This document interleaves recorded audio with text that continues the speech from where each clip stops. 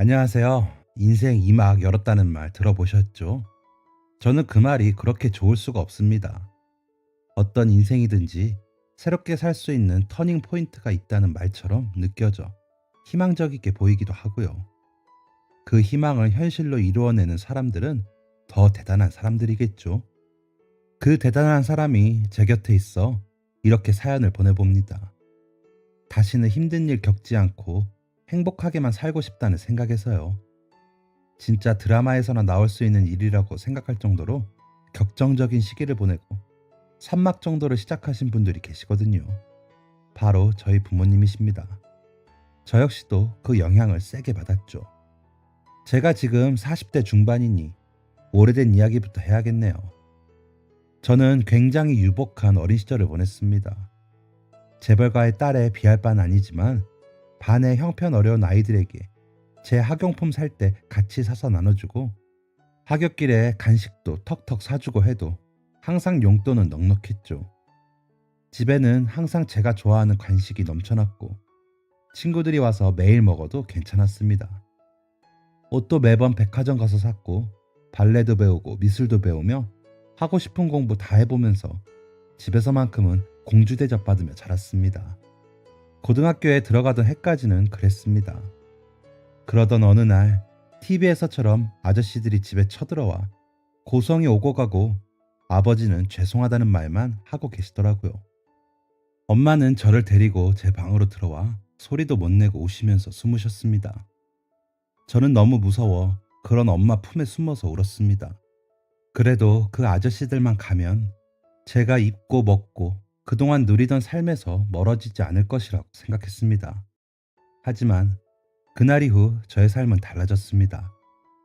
동네에서도 제일 후지다던 작은 아파트로 이사하게 되었고 항상 손만 뻗으면 닿던 신선한 과일과 달콤한 간식들은 더 이상 만날 수가 없었습니다.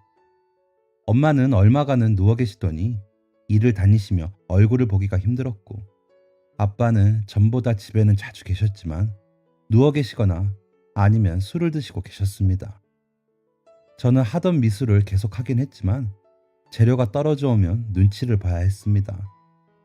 말 그대로 궁핍한 생활에 들어선 저는 처음엔 당황스럽고 두려웠지만 곧 아빠가 이 문제들을 보기 좋게 해결할 것이라고 믿었습니다. 하지만 5개월이 지나도 저희의 삶은 전처럼 나아지지 않았습니다.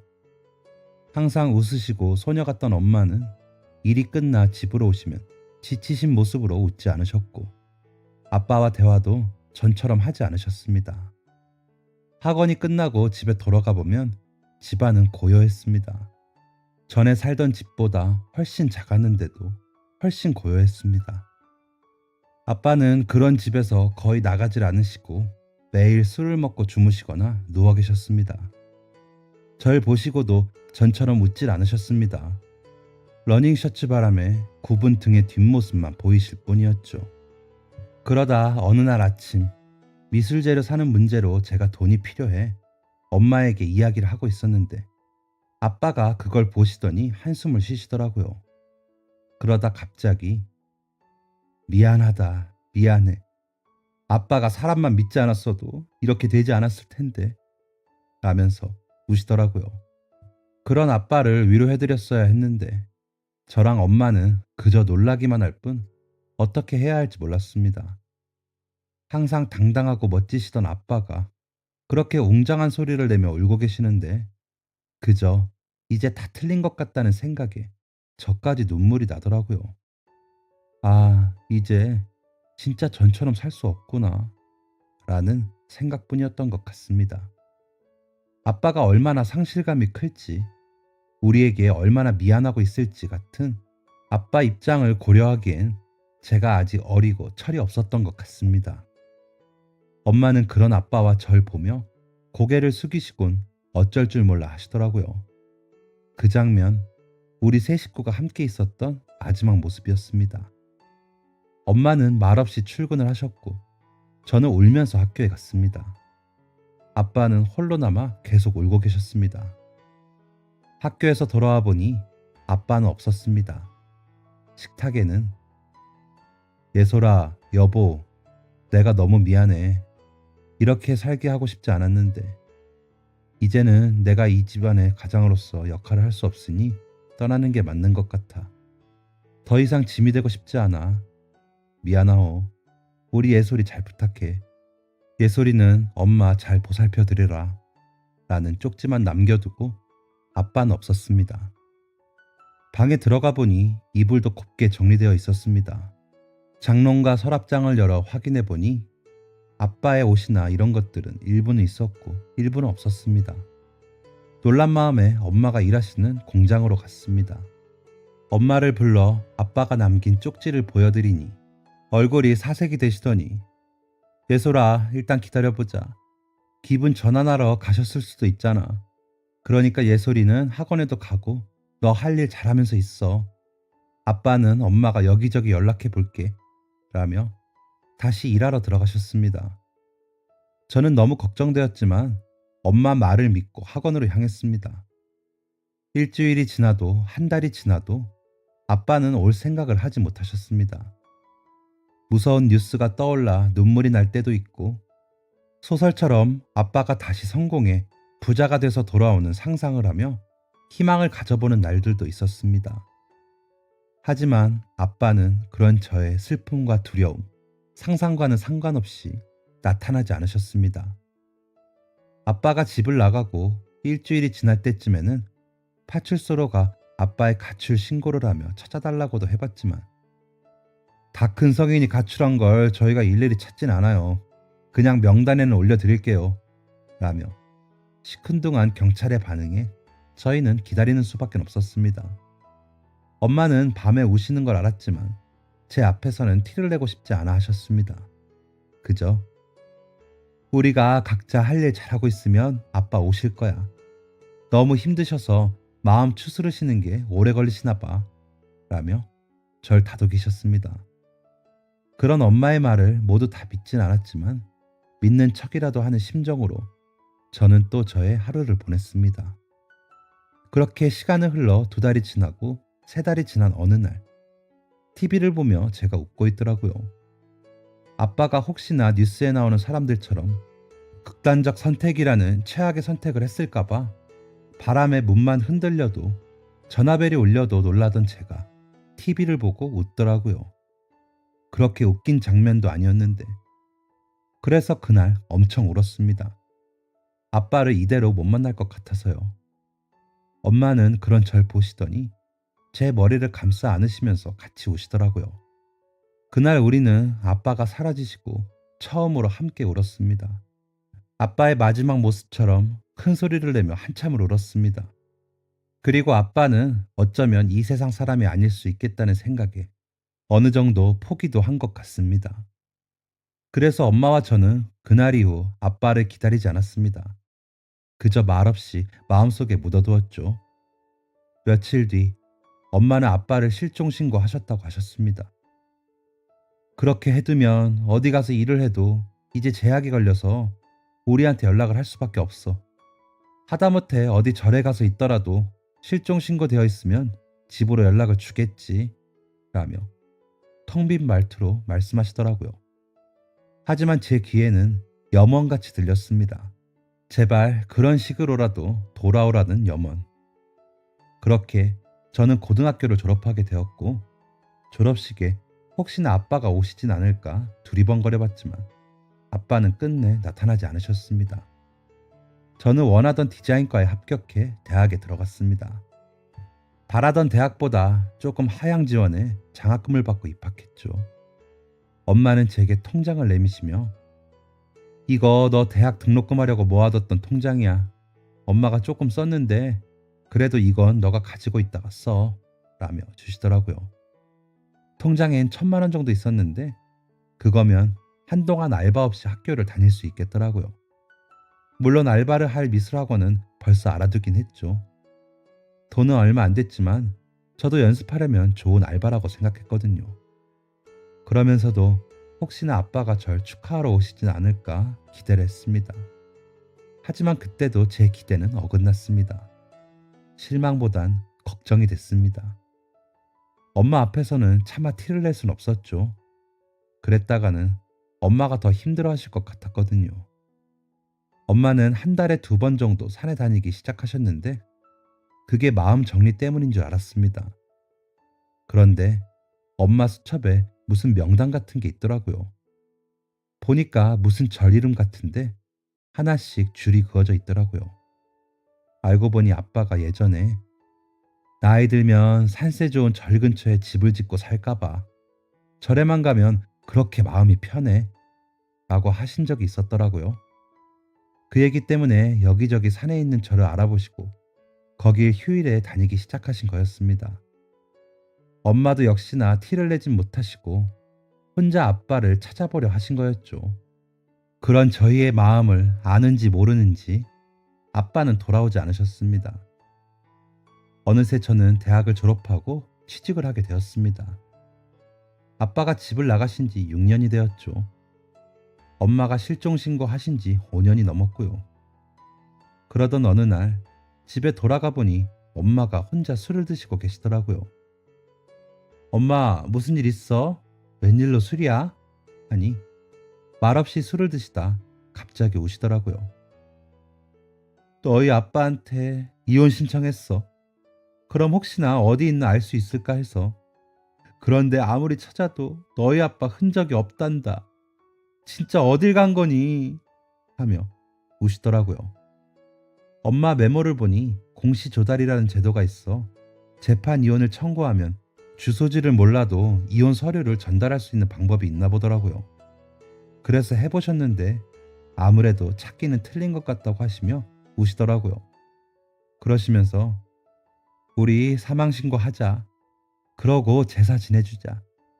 아무래도 너희 아빠 안 좋은 선택을 했는데 우리가 못 찾는 것 같아. 안 그러면 이렇게 찾았는데 이렇게 안 나타날 수가 있니? 너희 할머니, 할아버지 산소에도 안 나타나. 너희 아빠가 그럴 사람이 아닌데 라면서 우시는데 저도 이제 다시는 아빠를 볼 수 없겠구나 하는 생각이 들더라고요. 그래서 엄마의 뜻대로 아빠 실종신고 처리된 서류를 가지고 사망신고를 했습니다. 그러면서도 혹시나 아빠가 돌아오길 바라고 말았죠. 아빠가 나 여기 있는데 무슨 소리야 하면서 웃으며 나타나길 바랐습니다. 아빠는 참 좋으신 분이셨습니다. 아빠는 할아버지께 물려받은 가업을 하고 계셨는데 외아들이라는 이유로 엄청 사랑받고 잘하셨다고 했어요. 키도 크시고 인물도 좋으신 편이라 엄마도 보자마자 반하셨다고 하실 정도였죠. 주변에 친구들도 많으셨고 주변에 일 때문에 알게 되신 분들도 많아 바쁘셨지만 저와 엄마를 위한 시간은 비워두셨어요. 집에서 요리도 자주 해주시고요. 그러다 어릴 적부터 믿고 따르던 형님이라는 분이 제안하신 사업에 투자를 하셨는데 그게 알고 보니 사기였던 거예요. 아빠는 그 자체도 충격을 받으셨는데 그 형님이라는 분이 모든 명의나 이런 걸 아빠 걸 도용해서 아빠가 원래 하시던 사업까지 망하게 된 거더라고요. 그래서 사기를 당한 다른 사람들이 우리 집으로 몰려들었고 아빠는 속수무책으로 회사며 공장이며 다 가압류 당하게 되었던 거고요.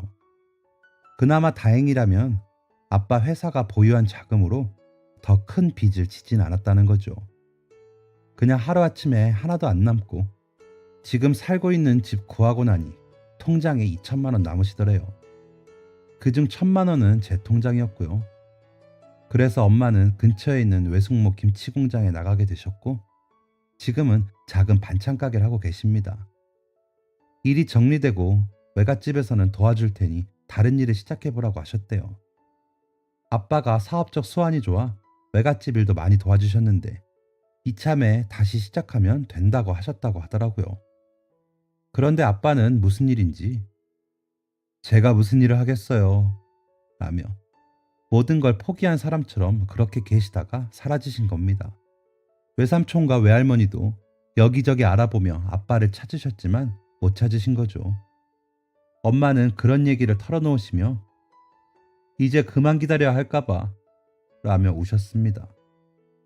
아빠는 사업이 망하고 가족들을 고생시킨다는 상실감도 크셨지만 믿었던 사람에게 배신당한 상처가 더 크셨던 것 같습니다. 어린 시절을 같이 보냈던 형이라는 사람이 그렇게 배신할 줄은 누가 알았겠습니까? 그 형이라는 사람은 벌써 교도소에 갔다가 나와 엄청 떵떵거리며 산다고 하더라고요. 엄마가 너무 화가 나서 외삼촌과 쫓아가서 따지니 그때는 저도 어쩔 수 없었습니다. 그런데 지금은 일이 잘 된 걸 어떻게 합니까? 승혁이 일은 저도 안타깝지만 사업이라는 게 그런 거 아니겠습니까? 하면서 뺀질거리더랍니다. 그래서 회사 이름을 물어보니 얼마 전 저희 회사와도 거래한 적이 있는 회사더라고요. 아직 신생 회사라 작은 거래였는데 다른 건에도 후보로 올라있는 회사였습니다. 저는 일개 사원인지라 그 회사와 협업이라도 하게 되면 어쩌나 걱정이 되었습니다. 화가 나더라고요. 우리 아빠는 어디 가서 어쩌고 있는 줄도 모르는데 그렇게 급하게 임시 거처로 이사 온 이 집에서 이사도 못 가고 아빠를 기다리고 있는데 그 사람들은 다른 회사까지 차리고 떵떵거린다는 게 맞나 싶더라고요. 그러면서 착하게 사는 사람이 복 받는 거 아니었나 싶어 혼돈이 왔습니다. 저희 아빠는 보육원, 양로원, 유기견 센터, 미혼모 시설 곳곳에 빼놓지 않고 후원을 하셨습니다. 굉장히 많은 금액은 아닐지라도 꾸준히 오랫동안 후원하셨죠. 후원을 끊으면서도 속상해 하셨을 아빠였는데 이렇게 된 걸 보면 돕고 사는 게 정석은 아닌가 하는 생각까지 들었습니다. 그저 나만 알고 살면 되나 하는 혼돈이 올 정도로요. 그런데 엄마는 꾸준히 후원금을 따로 빼서 후원을 하시더라고요. 한 달에 10,000원을 보내더라도 하시는 걸 제가 보고 엄마 그렇게 하면 뭐해. 우리 힘들 때는 다 필요 없어. 그렇게 해도 우리한테 힘든 일이 오잖아 라고 해버렸습니다. 그러자 엄마가 누구 좋으라고 하니 다 내가 마음 편하자고 하는 거지. 이런 거 한다고 나한테 좋은 일 생기길 바라는 것도 너무 웃기지 않니? 라며 웃으시더라고요. 엄마의 말을 듣고 보니 부끄러웠습니다. 그러면서 마음을 고쳐먹게 되더라고요. 그래서 전처럼 그저 제가 위치한 자리에서 최선을 다하기로 마음을 고쳐먹었습니다. 그러자 일도 점차 바빠지면서 복잡한 생각은 안 하게 되었습니다. 엄마와 저는 계속 그 집을 지켰고 서류상으로 사망한 아빠가 언젠가는 돌아올 거라는 희망을 가진 채 기다렸습니다. 그렇게 시간은 잘도 흘러갔습니다. 저는 어느새 회사에서 과장을 달았습니다. 그런데 부장으로 승진한 선배가 절 따로 부르시더라고요. 예솔씨, 혹시 나랑 창업 안 해볼래? 라면서 사업 계획서를 내미셨습니다. 이미 투자도 받기로 되어 있는 신생 브랜드 회사더라고요. 읽어보니 좋은 아이디어들도 많고 제가 다니던 회사에서 할 수 없었던 일들도 많았고요. 내가 예솔씨 지켜보니까 같이 창립 멤버가 되어주면 너무 좋을 것 같아서 조건은 이만큼이면 다른 대기업들보다 좋을 거야. 순전히 예솔씨 실력 보고 내가 제시하는 거니까 생각해봐 하시더라고요. 솔직히 조건이 너무 좋았습니다. 안 할 이유가 없을 정도로요. 그 선배도 이미 이쪽에서는 알아주는 사람이었고 투자처도 탄탄했습니다. 조건이 그 정도라면 가는 게 맞았습니다. 그래서 바로 다음날 선배에게 데려가 주시면 더 열심히 하겠습니다 라고 말씀을 드렸죠. 그렇게 회사를 옮기고 나니 일은 더 많아졌습니다. 일단은 온라인으로만 판매를 시작했지만 오프라인 매장을 열어 체험관까지 만들 생각이었기 때문에 상품 선택부터 공간 디자인까지 정신이 없었습니다. 디자인 세계에서는 작은 것 하나 예민하게 상대 회사의 카피 문제로 책을 잡힐 수 있기 때문에 저희만의 것을 만드느라 정말 뼈를 깎는 노력이 필요했습니다. 그래서 매일이 회의였죠. 회의 수정이 반복되고 무산되고 하는 게 일상이었습니다. 그러다 한 친구가 그러더라고요. 저희 회사 이름으로 사회사업도 진행하는 게 어떨까요? 라며 해외 유명 유튜버들을 보여주더라고요. 애프터의 모습을 저희 회사 제품들로 보여주면 상품 노출도 되고 선행도 하니 좋을 것 같습니다.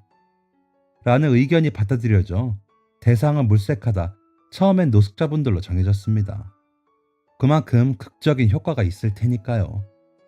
그래서 먼저 노숙자분들 쉼터와 연계해 변신하신 분들이 직접 교육을 통해 안정적으로 사회에 돌아오실 수 있도록 하는 프로그램까지 이어질 수 있도록 기획했습니다. 직원들이 노숙자분들을 섭외하기 위해 여기저기 뛰어다니면서 반응이 긍정적이신 분들을 사진을 찍어 왔더라고요. 헤어, 피부, 코디, 메이크업 등등 여러 분야에서 어떻게 해야 더 극적일지 살피고 분석을 하고 있는데 한 분이 눈에 들어왔습니다. 그래서 이분 어디서 찍었어요? 라고 물었더니 그분 인물 좋으시죠? 그런데 계실 분 같이 안 보이던데 안타깝더라고요. 서울역에서 만난 분입니다. 내일 다시 촬영차 만나기로 했고요. 라고 하는데 손에서 땀이 났습니다. 그 사람이 아빠를 너무 닮아 있었거든요. 추레하고 나이가 들긴 했지만 아빠와 너무 닮아 있는 모습에 심장이 두근거렸습니다. 눈물이 나려는 것도 겨우 참았습니다. 엄마에게도 말하지 못하고 그날 밤이 지났습니다. 다음 날 그 직원과 동행해 그분을 만나러 갔습니다. 큰 키에 서글서글한 웃음, 다정한 말투까지 아빠였습니다. 아빠는 직원과 이야기를 나누면서도 곁에 있는 저를 제대로 보지도 않았고 알아보지 못하더군요. 그런데 저는 어떻게 아빠인지 알았냐고요?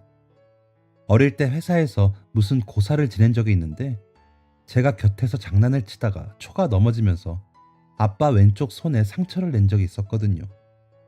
너무 미안해서 엉엉 울었는데 아빠는 우리 예솔이가 나중에 돈 많이 벌어서 아빠 여기 치료해줘 라며 웃으셨거든요.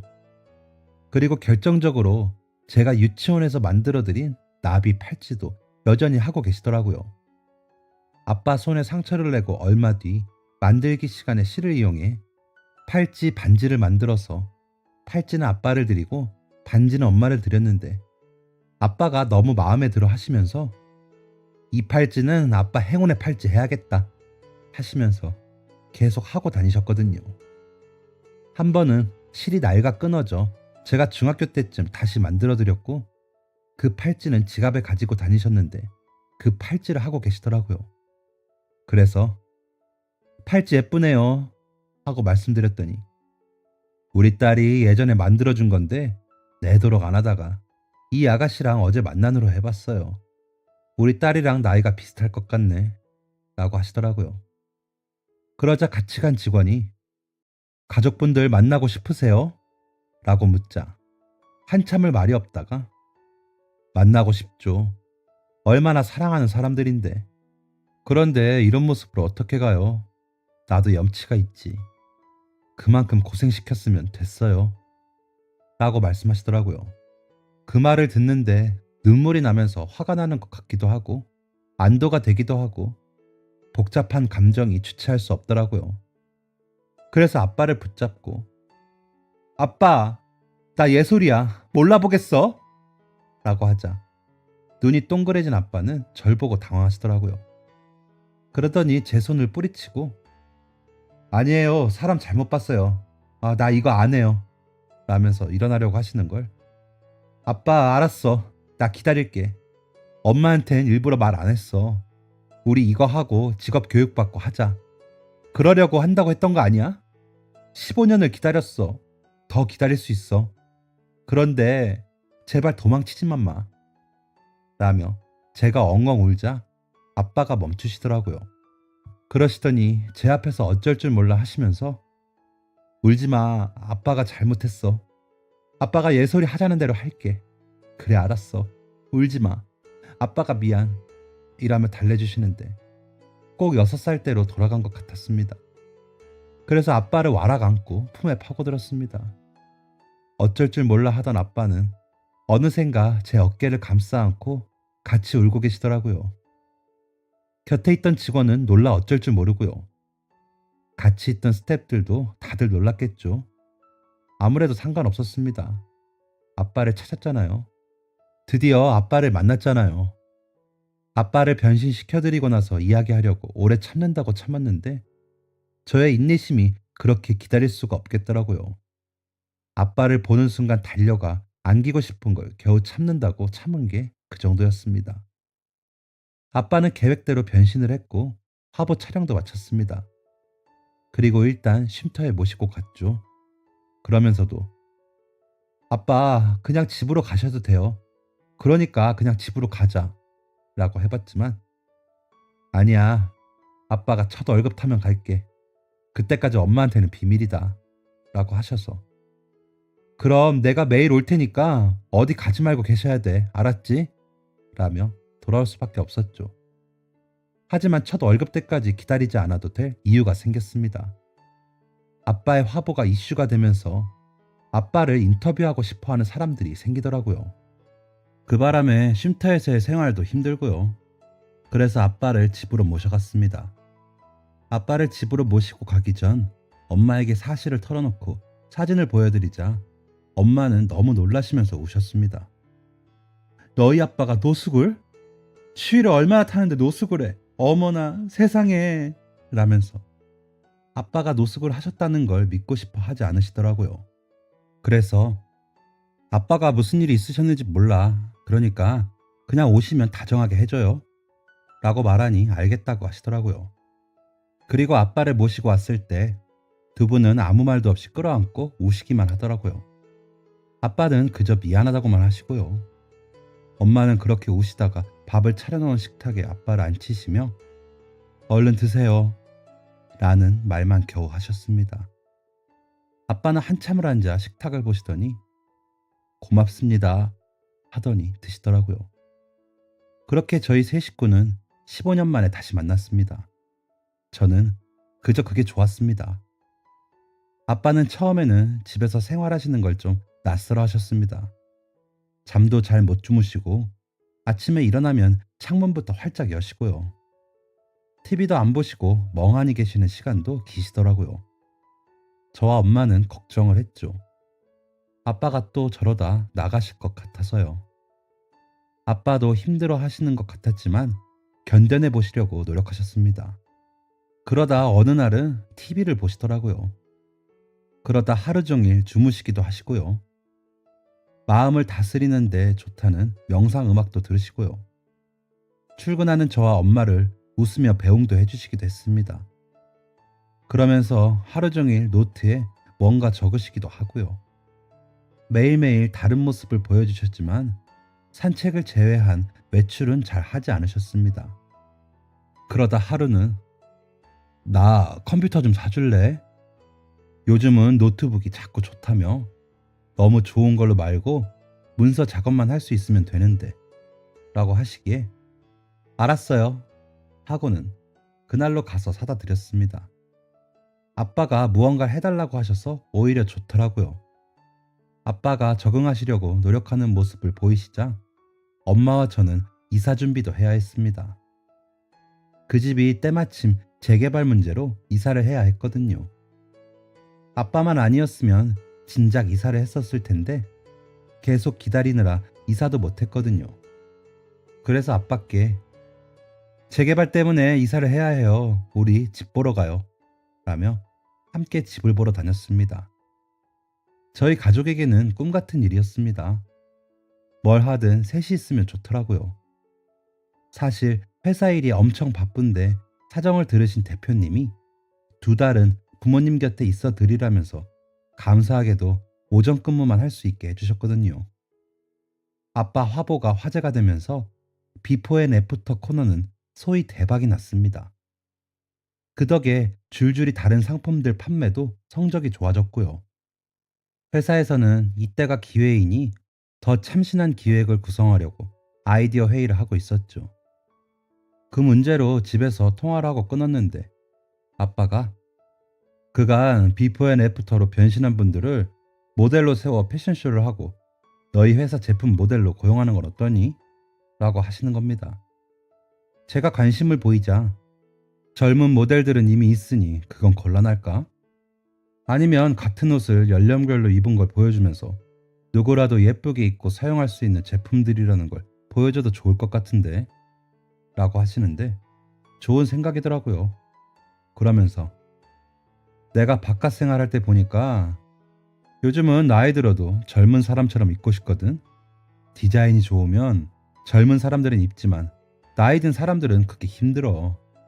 그러면서 편한 시니어 브랜드로 가는 게 관례처럼 그랬잖니. 하지만 너희처럼 다양성을 추구하는 회사라면 그 경계를 허물 수 있지 않을까?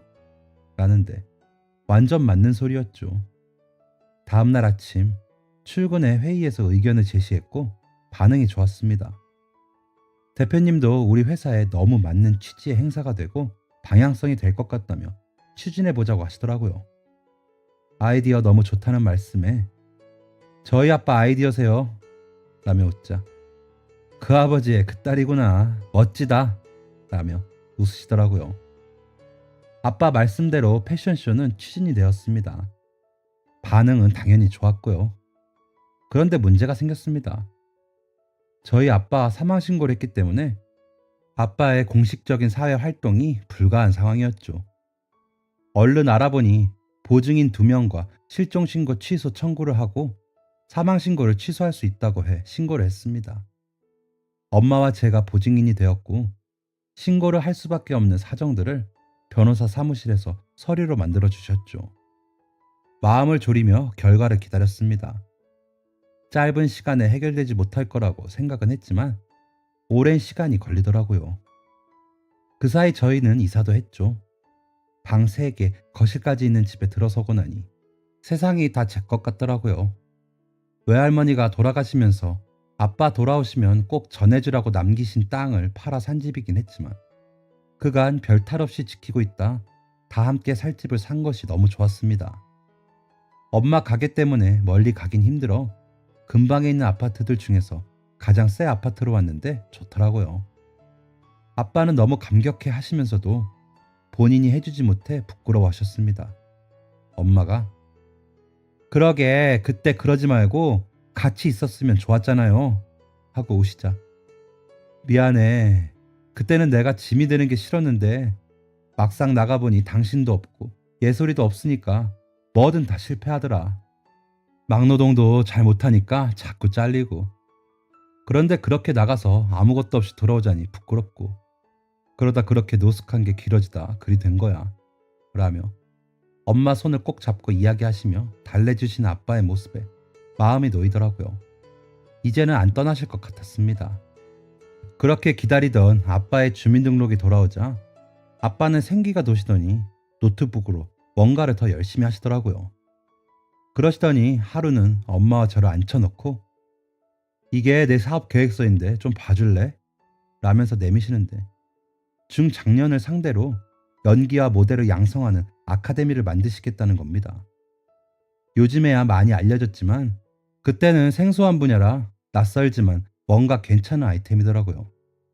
그래서 1호 모델로 아빠가 활동을 하시고 점차 일을 확대하시면서 아카데미 수강생을 받으시겠다는 겁니다. 전에 같이 일하던 분이 모델 강사셨는데 그분과 어느 정도 이야기가 되셨다면서 어떠냐고 하시더라고요. 그래서 아이디어 좋은데요? 그런데 처음에 시장이 좁아서 좀 힘드실 거예요. 기존에 하시는 분들도 있고 라고 했더니 너희 회사에도 넣어볼 거니까 잘 부탁한다 하시며 웃으시는데 행복했습니다. 잘 안 돼도 아빠가 무언가 하고 싶으신 일을 찾으셨다는 게 좋더라고요. 엄마도 저와 같은 생각이셨는지 우리 집 사고 남은 돈 좀 있는 거 가져가요.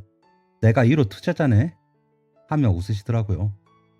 아빠 주민등록증 발급받고 축하하는 자리에서 이야기를 들으신 외삼촌도 투자하신다고 하시더라고요. 아빠는 너무 환대를 해주시니 내가 몸둘 바를 모르겠네 라면서 너무 좋아하시더라고요. 좋았습니다.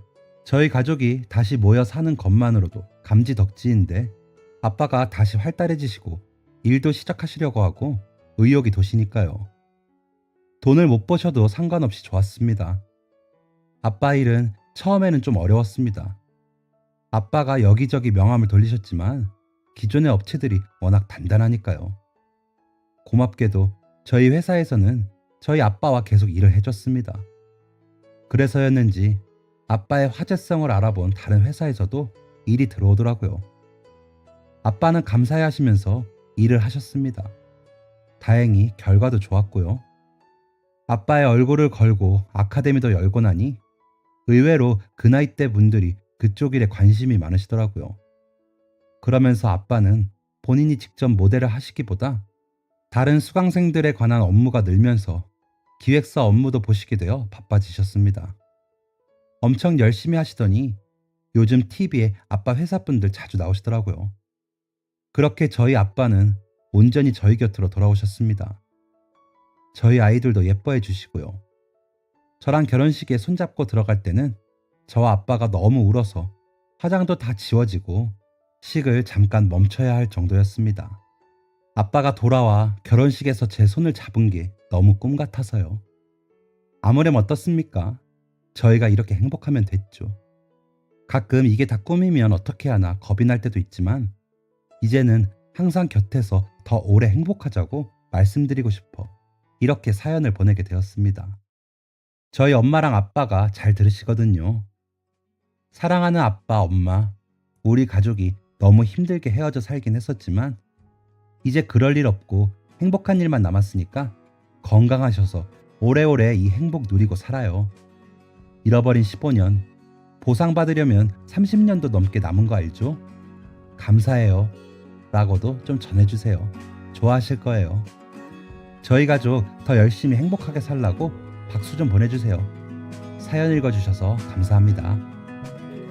지금까지 사연 들어주셔서 감사합니다. 사연이 재밌으셨다면 구독과 좋아요를 눌러주세요. 감사합니다. 안녕히 계세요.